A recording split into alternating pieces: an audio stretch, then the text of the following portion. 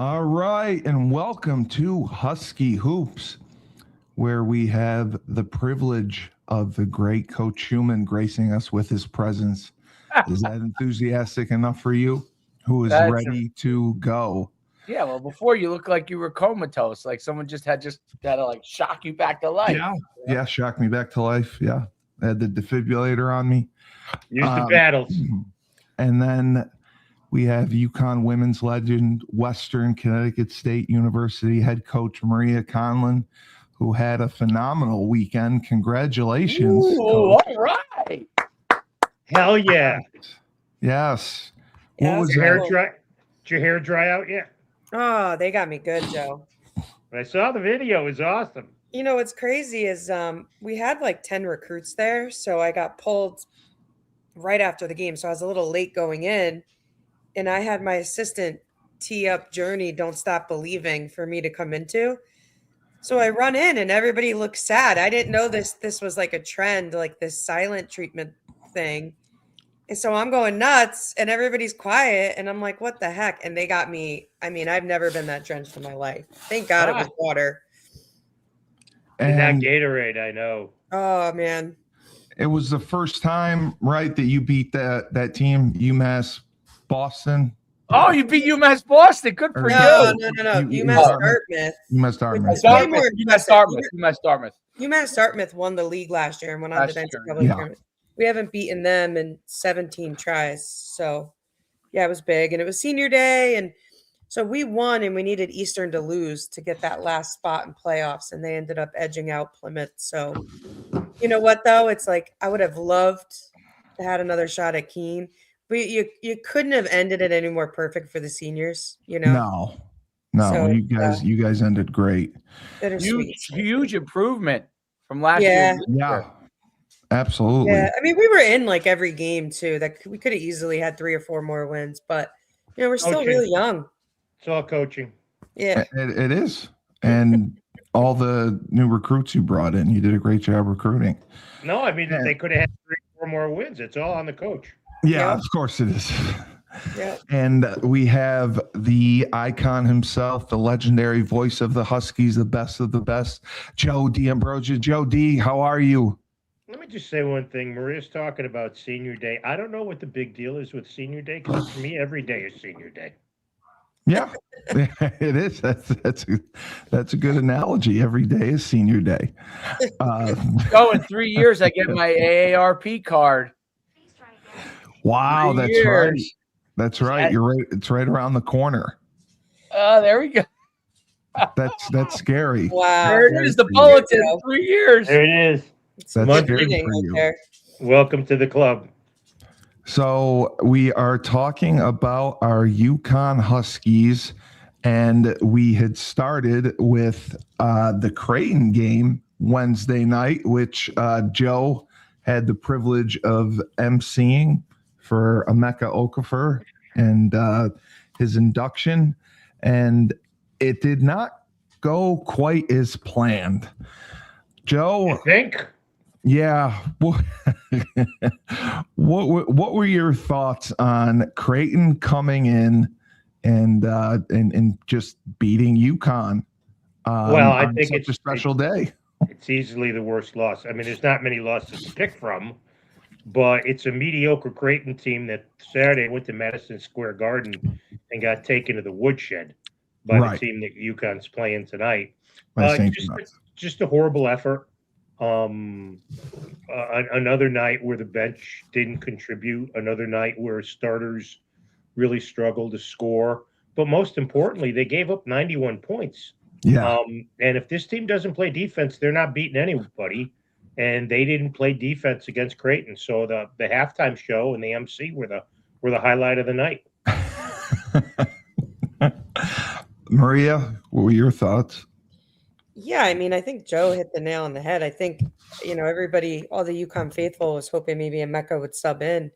I know I was for a little bit. Yeah, I mean, it just wasn't a great showing. I think Creighton played about as good as Creighton can play, which you got to expect when you're, you know, one of the top ranked teams in the country. We talked about that a week or two ago, is like you're going to get everybody's best. So, unfortunately, they didn't give their best, and they got a loss. And then we'll see what happens tonight.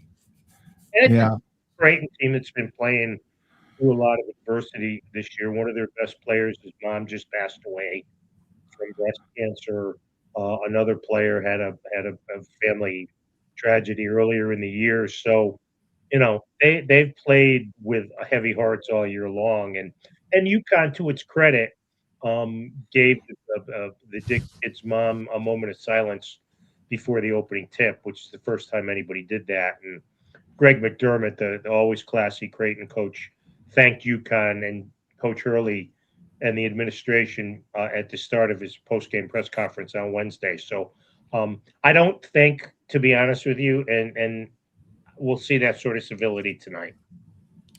No, definitely not. We will not see that civility tonight. Dave, what were your thoughts on the loss? Well, it was another case of where they can't finish and close the team out at all. They struggled late. They couldn't make shots late. And even though the point guard had 17 and Mullins had, I think, 20 something points. Yeah, Mullins had a career high. High, maybe 25, maybe. They defensively late and then offensively moving the ball around. It's kind of been a theme. They've pulled out some late wins, they pulled out games where people came back and hung on and finished it out. But it was one of those situations where it's caught up with them now a couple of times. St. John's, it's caught up here at Creighton. It almost caught up with them at Georgetown. Providence went into overtime. Yeah. And Villanova the first time, Seton Hall. You're right, Shu. It's a long, they could easily have 7 or 8 losses this year. Easily. Which you had predicted, Joe, in the Big East, they could have had 4 losses. You thought initially they would be a 4-loss team in the Big East. Well, I said 3 or 4, and they could still easily get to 3. Yeah, very much so.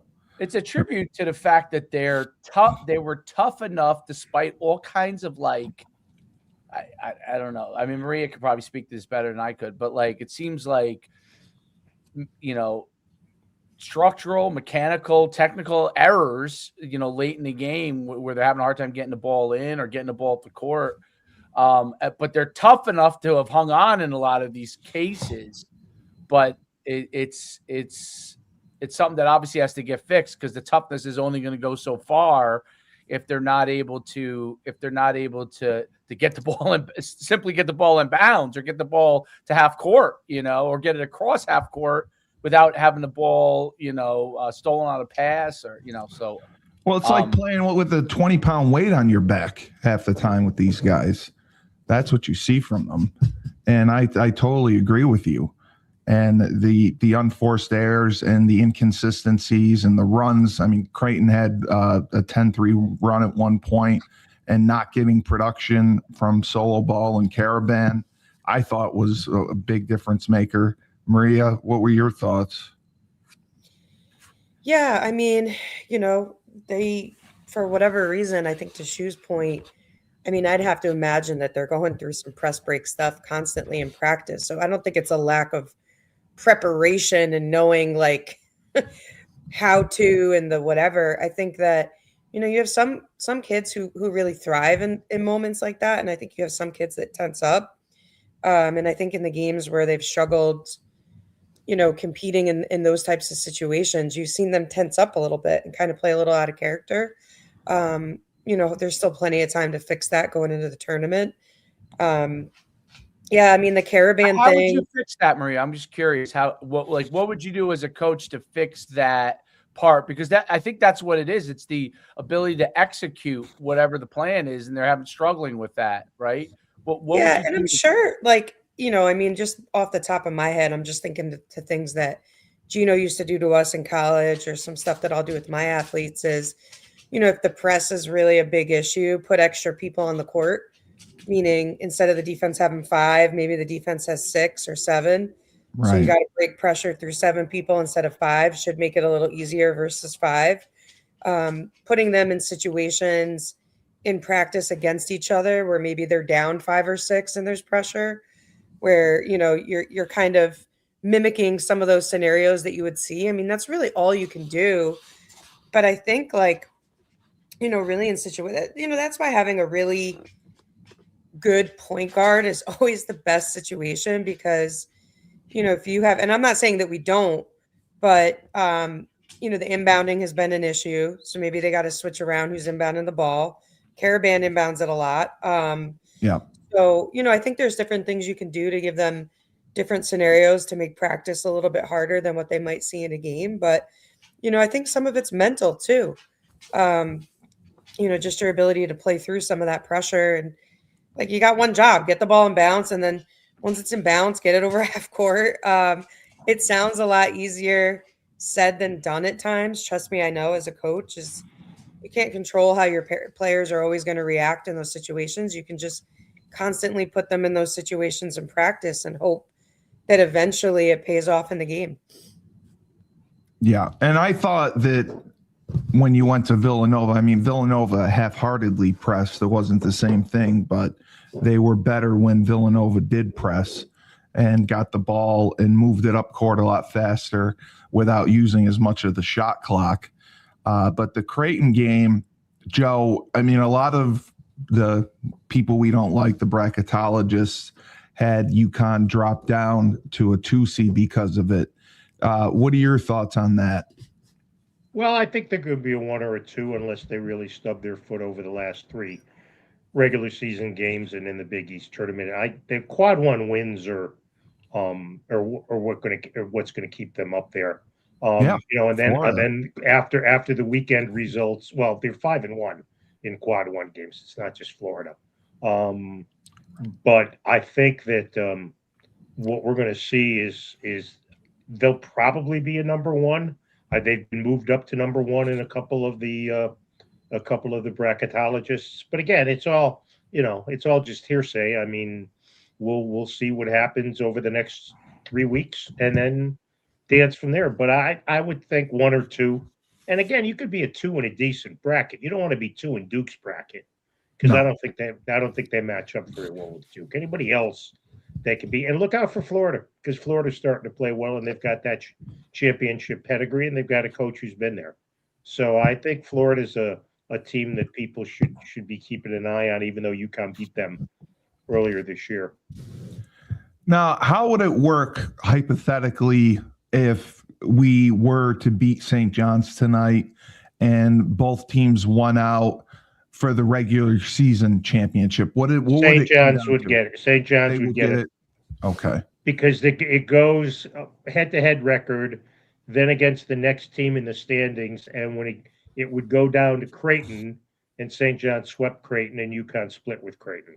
Oh, that's right. It would go that far down. That would be the deciding factor as to who would be the 1 and who would be the 2. So they would need to beat St. John's, and St. John's would have to lose for them to win the regular season Big East crown. Right. Okay.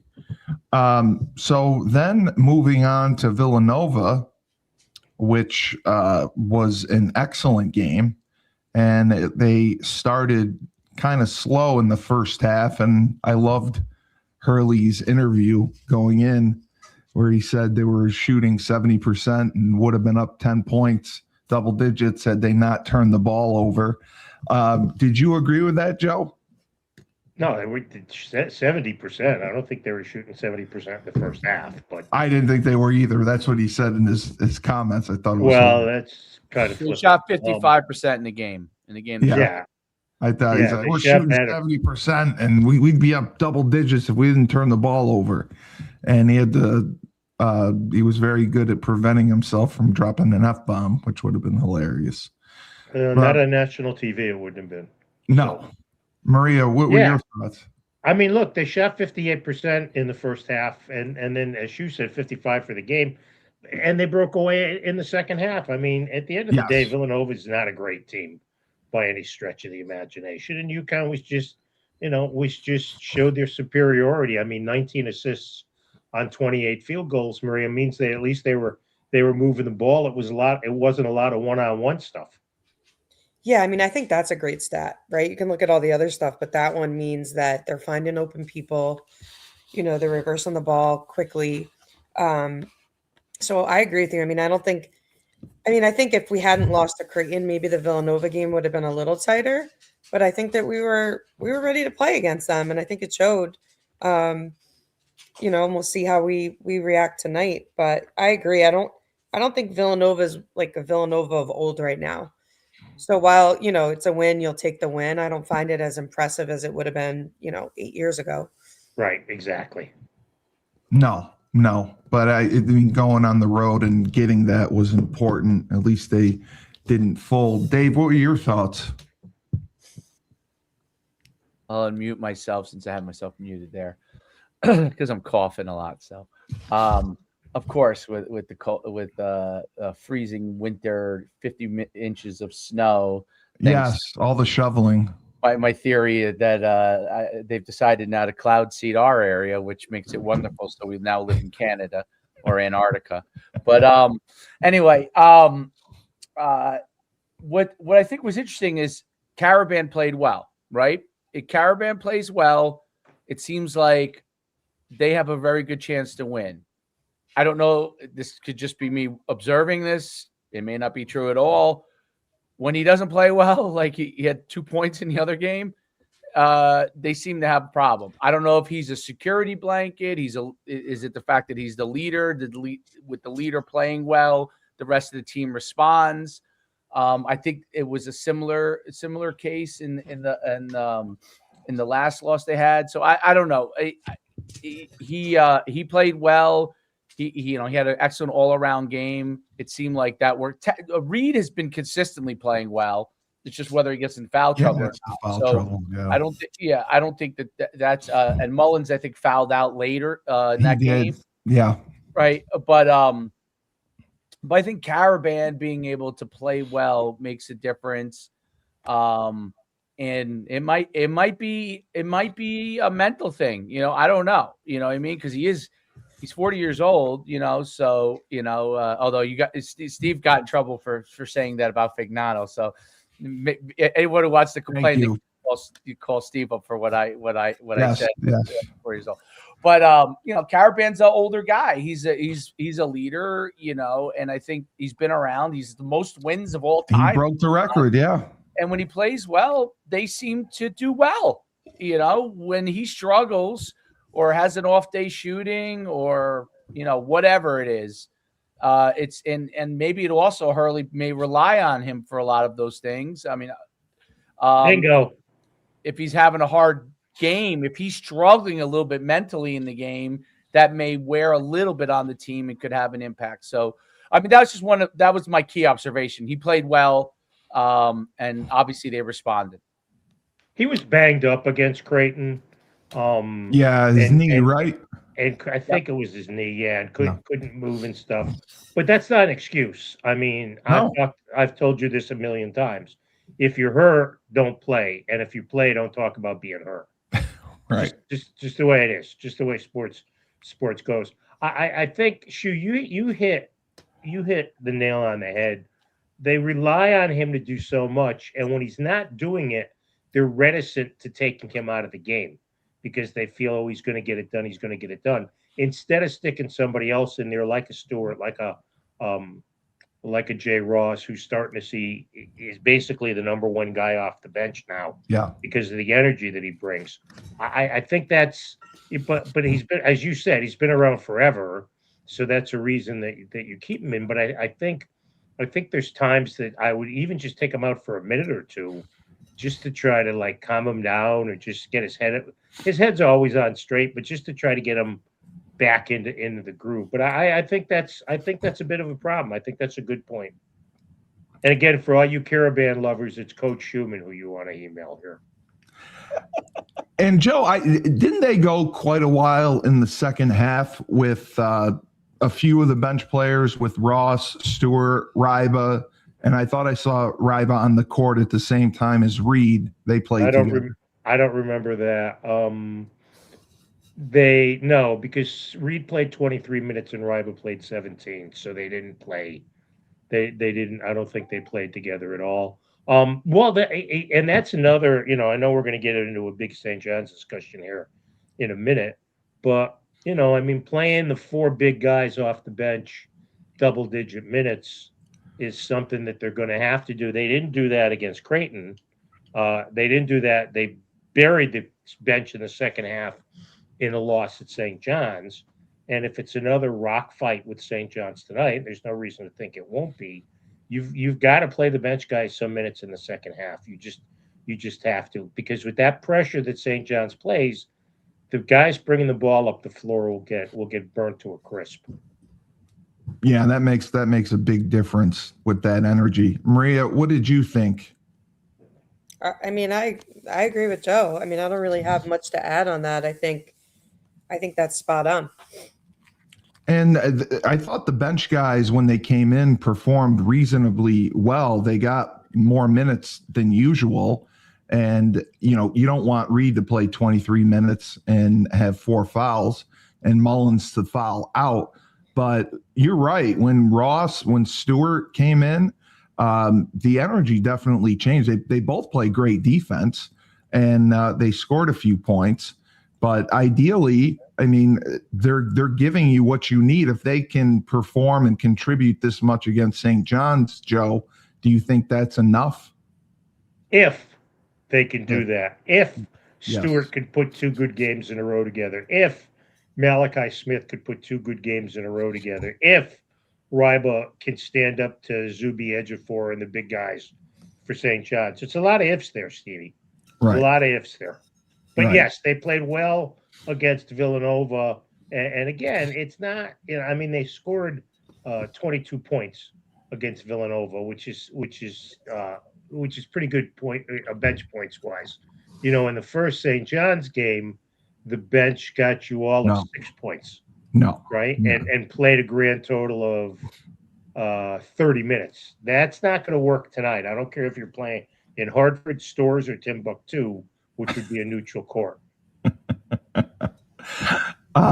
So absolutely. And tonight is the night. It's the game everyone's been looking forward to. Everyone is excited for, and it is going to separate the men from the boys, so to speak. Dave, what are your thoughts going into it after the week we had with Creighton and Nova, those games, and then now St. John's, and then we got Seton Hall following? Yeah, so right. And Seton Hall and St. John's have similar styles of play. There's little differences, but what they do is they put a lot of pressure on the ball. St. John's puts a lot of pressure on the ball, and UConn is a slower possession team. Right. St. John's pushes the ball. St. John's has 70 plus possessions per game. UConn is 62.7. So it's Look at Dr. Analytics. Yeah, man. I got to pull it all up. So, I thought that was really interesting. Both guys are pretty efficient, but if you're getting more possessions and you're similarly efficient, if your efficiency rating is similar, more possessions can equal in St. John's favor. And I think that's why they're able to put some real pressure on UConn. And the other thing is UConn had a ton of turnovers in the first game, which was especially the point guard. He can't cough the ball up 9 times tonight. If he does, they got no shot of winning. And I think that's to your point too about giving guys a little bit of rest here and there, because the biggest thing about basketball that people don't understand is you might go down and score. You got to get right back on defense. And if a team plays a lot of pressure on the ball, well, Maria never did, but that's fine. You got one job, man. You got one job. Exactly. That's it. Exactly. That's it. That'll be your life's mission, to not turn over the ball if you're a point guard. That's it. That's right. Make good That passes. one job. Make good passes and not turn the ball over.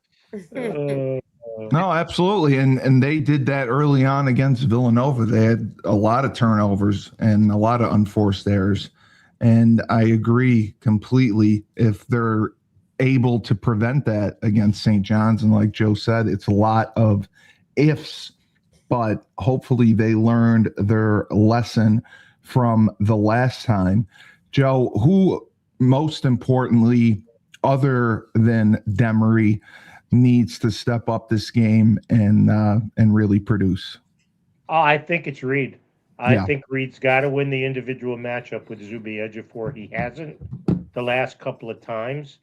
He's been prone to getting into foul trouble.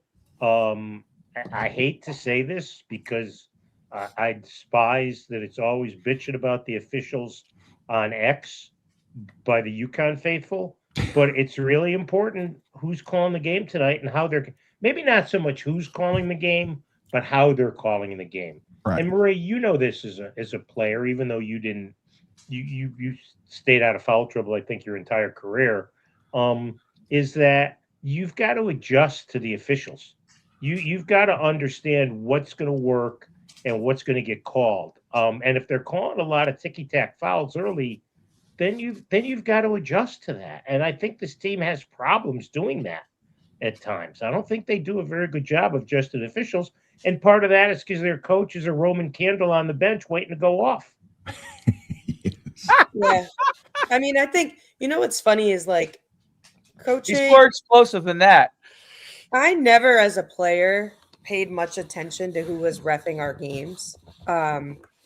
As a coach, I pay attention to it a lot more because you start to see a pattern of what's going to be let go versus what's called. Like, for example, when we played on Saturday, the woman that was underneath their basket versus the guy that was underneath ours, the difference in fouls that were happening in the same game, but just because those were their calls at the time, was so dramatically different. And I think you're right. I think, especially if you're a team that's had a history of foul trouble, you got to pay attention to who's reffing. More importantly, like the first couple calls made, Joe, you can kind of tell how the night is going to go. Exactly, Maria. Exactly. And you got to adjust like appropriately. Usually by my first media timeout, I know how the game's going to be reffed. And I'm telling my kids right away, listen, you're not going to get away with XYZ, or, hey, be a little bit more physical. Looks like they're going to let some stuff go. So I do think it comes into play. I don't know who's reffing tonight. I have it. We'll find out a couple hours before. Yeah. Usually the coaching's like, I know who's reffing my games like a week before. So Yeah, I'm sure the coaching staff knows. Yeah. But, yeah. As a player, you got to know. You got to know who those refs are that constantly make those calls on you. And I agree, especially in a big game like this, which could mean so much for seeding in the Big East tournament. You gotta just adjust, and you got to adjust early. And by the way, by the end of the game, we're going to bring back a popular feature from last year in that we've delved into the record books for Maria Conlon's statistic dealing with the subject we just talked about. So that'll be coming up before we say night-night. Well, I mean, St. John's really turned it on after they didn't start as well. They've won 8 in a row. 13. 13 in a row. 8 in a row on the road. 8 in a row. Yeah. They've gotten hot at the right time. And with the way that they play us, we have struggled against. Joe, what do you think as far as going to the bench? I mean, Coach even said that during his interview. He's like, well, I got to go and give my bench guys some more time and let them roll with it. And I pull them sometimes too early. Do you agree that he has to just live and die with them and let them get those minutes? Well, if they're playing well, yeah. But if Malachi Smith is, dribbling like his pants are on fire and not giving the ball up and stuff, and if Stewart's misses a couple threes and keeps launching them and stuff, it's not. The bench guys just don't play because they're bench guys. They have to earn their minutes. But in a game like this, I think the most important guy coming off the bench is Smith, because I think the fact that he needs to be able to give Demery a break against that pressure, and I think that's critically important if they want to avenge the loss at the Garden back on February, whatever it was, 4th or whatever. I think Malachi Smith is. I think the two most important guys tonight are Terrace Reed Jr., who's got to stay on the floor because Ryba's just not physically ready to play against the front line like this. Even though he's good, this is something different. And Ejiofor is I think easily the best player in the Big East. And I think Malachi Smith's got to be able to provide them solid time off the bench. Yeah, I mean that's huge. That's huge off the bench. And I mean the same thing, like you said, if Stewart and Ross are able to give good minutes, that will make a huge difference as well, right? Well, I think Ross could be a real key in trying to stop Bryce Hopkins, who's really playing well when he's not getting beat up by those thugs from Providence. I think that Ross is going to be very important in that regard, and also the ability to give Caravan a little bit of a blow. You know, there's been some talk that maybe UConn switches the lineup up a little bit, but if you're going to go to a little bit bigger lineup, that means either Mullins or Ball finds a seat on the bench. I don't want Mullins on the bench. No, I don't want Solo on the bench. I want him out there. I want him out there producing. No, and Mullins is another one. Do you think that he will have a good game tonight? I mean, he's been pretty hot, and he, other than fouling out, he's doesn't play like a freshman. Well, the problem tonight will be they will make him work on the defensive end of the floor. That's it. That's he's going to have to. I don't know who he guards in that St. John's lineup. If you figure Ball and Demery guard the two guards, you know, Dylan Mitchell's 6'8" and pretty physical and averaging 9 points a game, and that's probably who Mullins would have to play. He's going to have to play him straight up, and that could be a difficult matchup. Even though he's a good defender, he's not a great defender. He's a good defender, and that could be a real problem. And that could wear him down. Can't let St. John's control the pace of the game. Dictate if St. John's controls the pace of the game with their style of play, they're going to get a lot more possessions, and they're going to. UConn's got to be able to. I think Caravan has to try to get himself space away from Reed, to let Reed be able to work a little bit, so he can have some opportunities and be able to have Caravan shoot from the outside and get some spacing there where they have possibly a matchup edge versus inside where, you know, if they're drawing everybody inside, St. John's has a huge edge. You know, if they're able to space the floor out a little more, I think it could give them an opportunity. St. John's, like, once they collapse on you and then just take off and run. I mean, they literally get the ball to take off and run. I mean, they're going right down. So, if he's able to get Caravan to be able to pull defenders out towards him by being able to shoot well, I think that I think that's a huge part of it. I think Mullins will play. I mean, offensively plays well. I think Joe has nailed it. Like, that's the one X factor on our defense that St. John's might try to exploit as far as quickness and speed wise, to be able to get them in a situation. And obviously, Zuby is unbelievable. So they have to be able to neutralize him. Maria, what are your thoughts?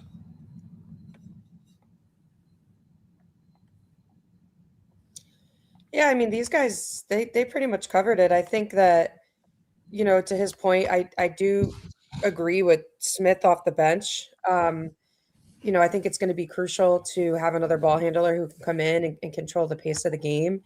I think we got to limit turnovers. We got to keep them off the offensive glass.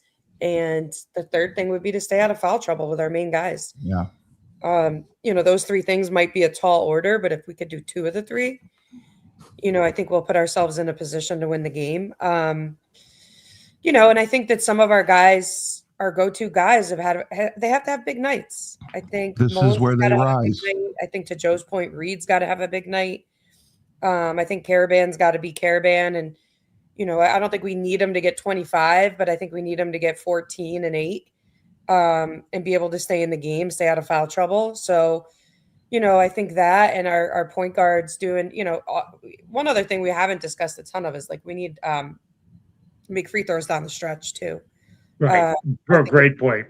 Is a big one. If it comes down to a close game again, we got to be able to, what's weird to me is that the men's side is still in the 7 fouls to the 1-and-1 and then 2 after 10. Because in the women's side, it's 5 a quarter. But I think it does change the game from the men's perspective because now you miss the front end of a 1-and-1, you're really 0 for 2, right? So, we got to be able to make free throws specifically when we're in the 1-and-1 situation going down the stretch. Yeah. Joe, if this is a fast-paced, high-scoring game, that is going to not work in our favor. A couple of the over-under predictions are 146 points for this game. Do you think that's legit? Do you think it could get to right around there, 80? What did you say the number was, Stevie? 146? Yeah, 70 plus. So that's like 75, 71. That's the type of game I think we win. Yeah. And slowing down the pace of the game, that benefits us. So that is defeating the press. That is getting the ball across half court and getting into your half court offense, slowing things down. Do you think we'll be able to do that, to slow the pace down enough? Well, I don't think we want to play. And Maria, I'll be curious to get your thoughts as a coach. I don't think we want to change what we do well during this season. It's one game. It's not Armageddon. It's not for the national championship. It's not even for the Big East championship. It's one game, and I think you wanna. Yes, you're going to make adjustments to some of the things that the opponent does. But Maria, don't you want to just execute your game better? You want to play your game better than they play theirs. I think you're 100% spot on. I don't think this is a scenario where you like change everything that you've been doing really well. I think you just need to do the things that you do well better than you did the last time you played against them. Like a couple of the things I just talked about, right? Staying out of foul trouble, keeping them off the glass, control the pace, make free throws down the end. That was really the difference the first time we played them. It wasn't that they played a style that we had to completely morph into. But I think that we just need to come out and set the pace and the style from the jump. I don't think it's a team that we want to get down to late in the game. Yeah. So, but I think you can do all of that by still sticking to what's made you successful all year. So I 100% agree. Totally agree. I think if the game goes above 80, goes above 80, it favors St. John's. I think if it's in the 70s, like mid 70s or below, I think it favors UConn. I think St. John's, if you get them, UConn gets, they run a great half court offense. That's what they do. And if they do a great job of that and really are efficient like they normally are, and St. John's begins to force shots, because that with that high tempo, the thing that can work against you is when you're going that fast and you're playing super aggressive, you're less patient. So if UConn is able to get a lead and control the tempo and dictate that from the get-go, to what you said, I think it really will make a big difference because St. John's might start to force some shots because they don't want to just sit in a half court movement offense. So they want to go, and they want to create turnovers and go. Yeah. Like they want to get the ball back, go. Well, I think it goes without saying, right? Like anytime you're coaching a basketball team, when you get into the 80s, that means the team that you're playing against is firing on all cylinders, and all bets are off. It's just going to come down to either free throw shooting or somebody making big shots. So I think your point is correct, Shu. I would just say that I think that goes for any team you play against. I think you let any team get in the 80s, they're in a pretty good flow of their offense, and anything can happen. Don't you think there's a number that if St. John's gets to it, UConn can't get there, like 81, 82. I think if St. John's gets to 81 points, I don't think UConn can win. Yeah, when they have been holding teams, I mean, defensively, when they play tough defense and keep them 70 and under, they are much better.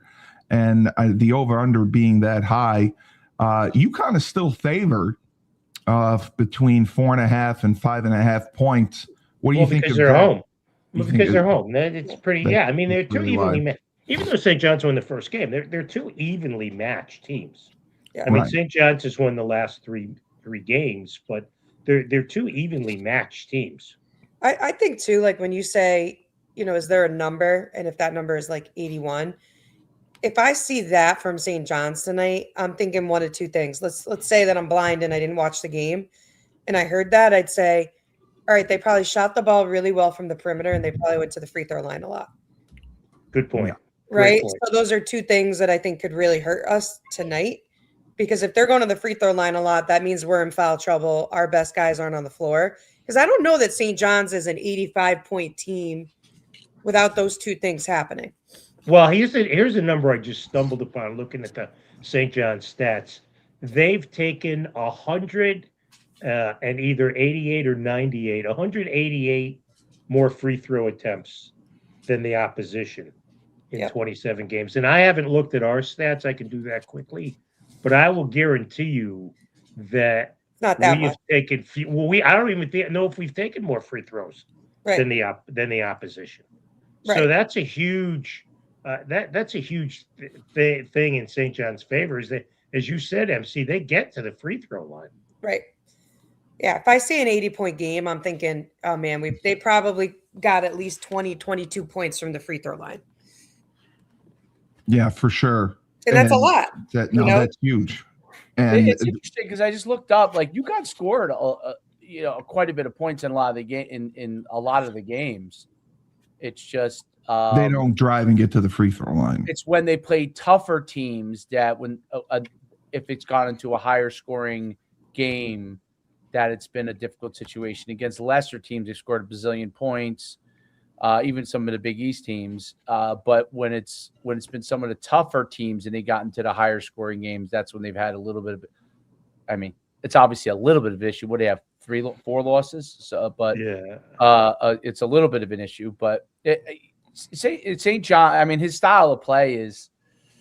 It's going to make the game great because there are two different styles. That's what makes the UConn St. John's game so great. It's two different styles, and which style is going to prevail, and each time it's like a war of it the whole entire game, of the two different styles.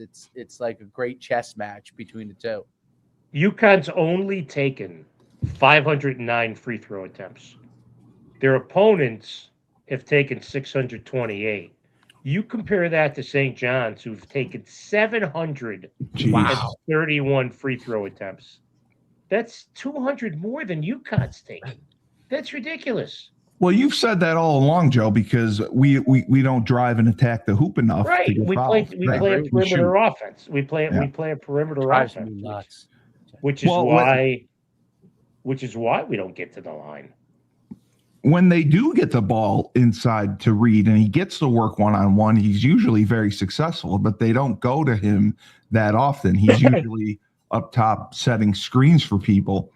They don't typically set plays, it looks like, or just to try to get them one-on-one matchups. They do. Maria, I'm sorry, Steve.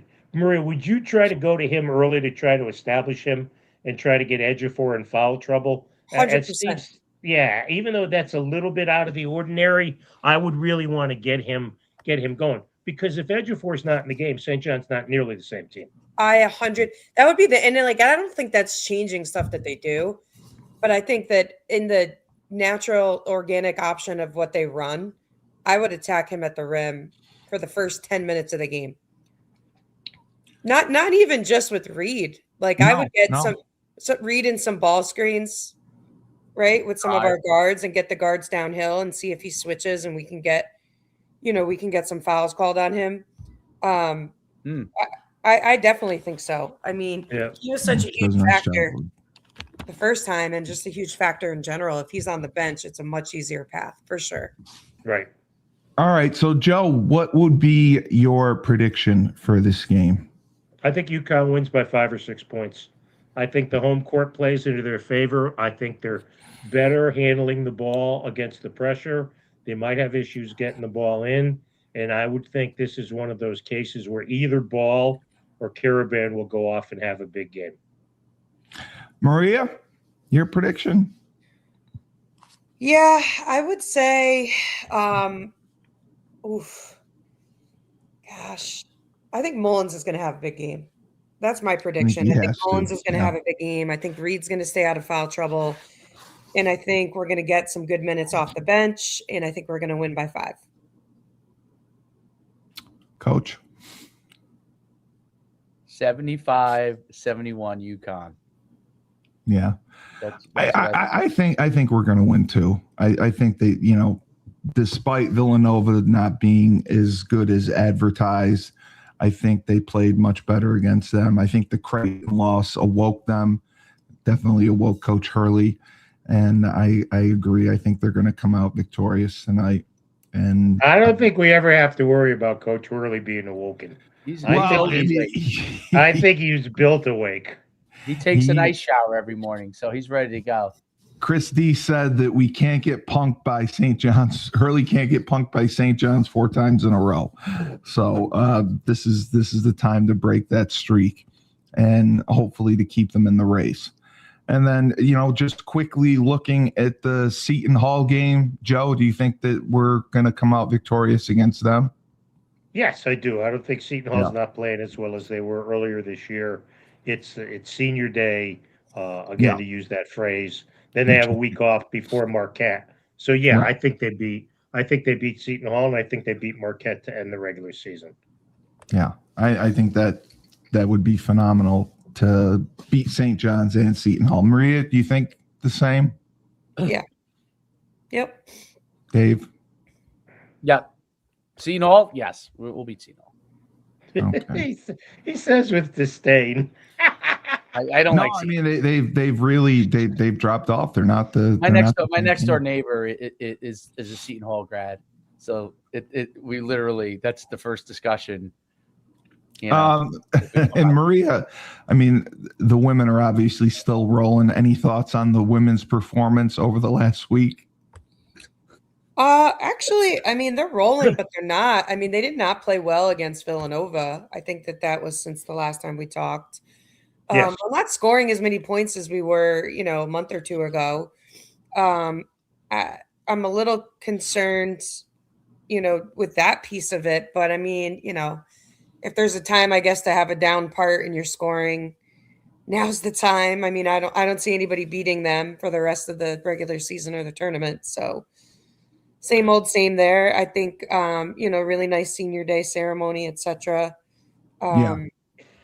Over the weekend for those guys. I think this is a team, like, they're really, really good, but they're also very, like, they're so connected on and off the court. You can tell. You can even tell in the press conference that they had afterwards and what AZ Fudd stood up and said about Patterson.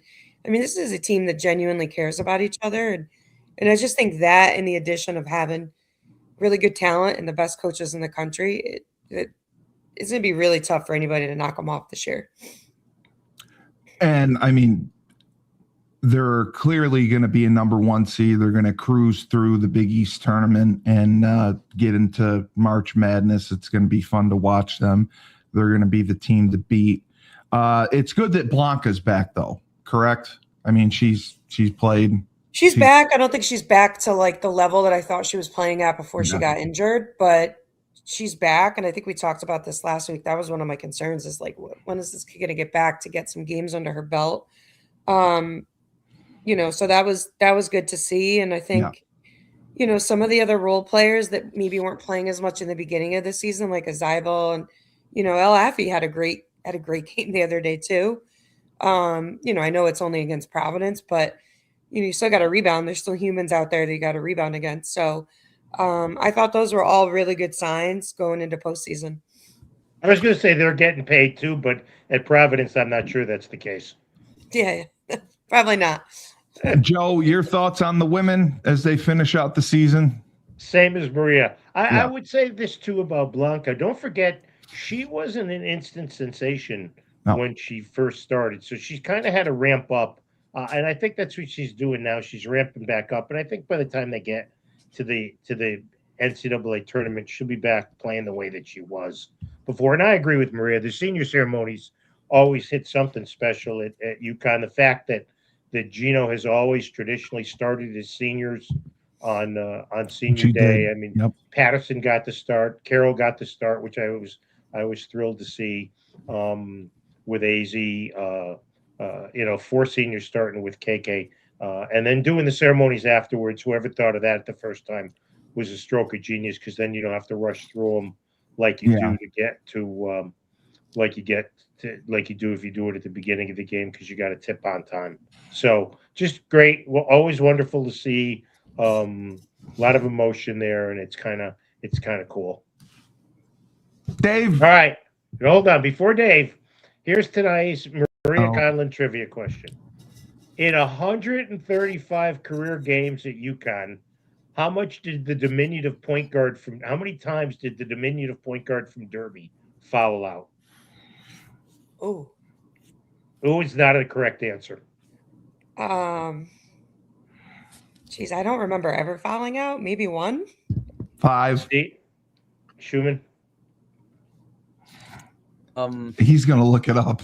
I know what the number is because I already have it pulled up. It's 5. I thought it was 5.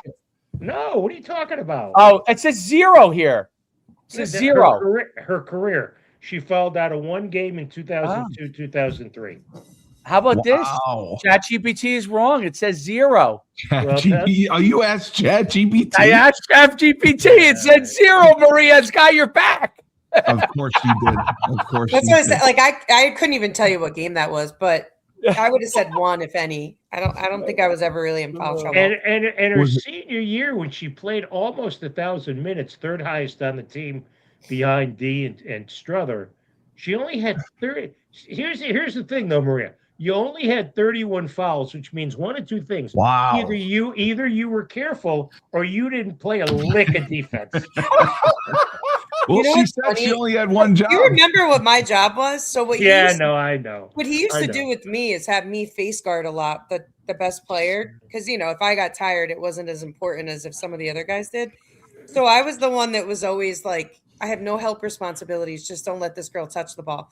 And I remember, this is a funny story. My junior year, we were at Villanova, and I'm trying to think of her name because they're all blondes, but Trish Julien, really good ball player from Villanova. I mean, yeah, I remember Villanova, first of all, they never stopped moving. Was that the one you lost? All of them could shoot threes. And she made like 3 or 4 like unbelievable shots on me, and he was screaming at me during the game.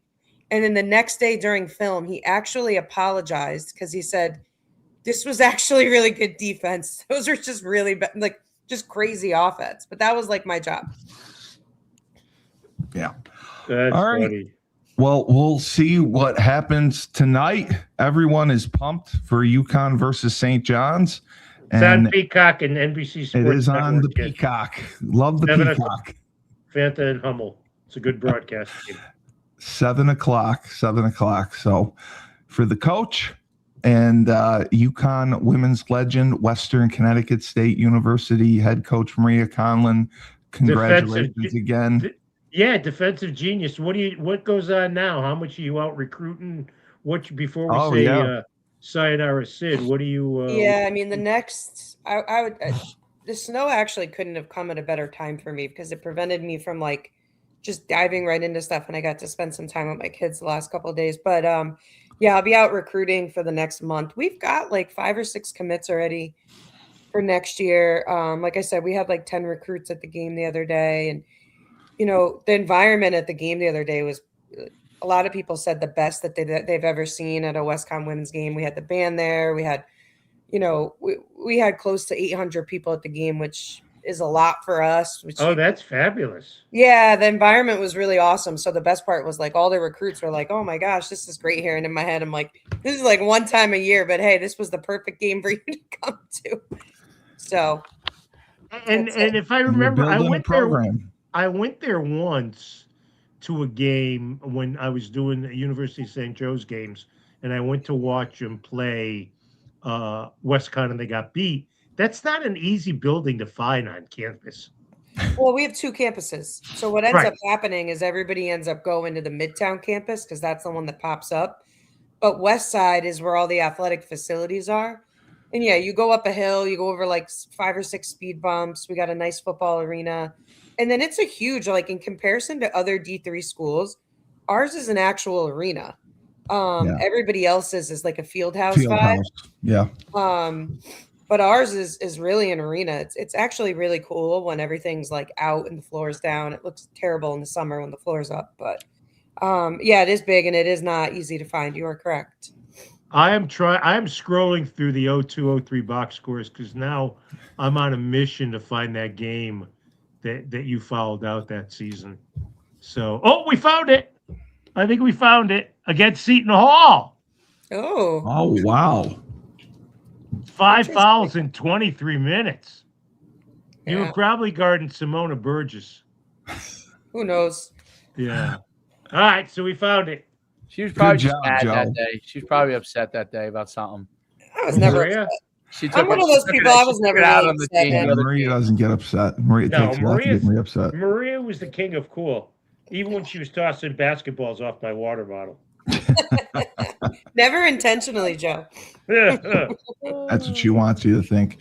Yeah, exactly. She wanted to prove her aim with it because she never passed. She wanted to prove she could pass the ball. All right. For the icon, legendary voice of the Huskies, the best of the best, Joe D. I'm Steve Cully, the best podcast host in the universe. Remember, when life gives you lemons, don't make lemonade. Take 2 oranges, throw them right back at Dave. Wait a minute. Redo that. No, throw them at you. We're going to throw them at you. Throw it back at you. Come with some No enthusiasm. violence. No violence.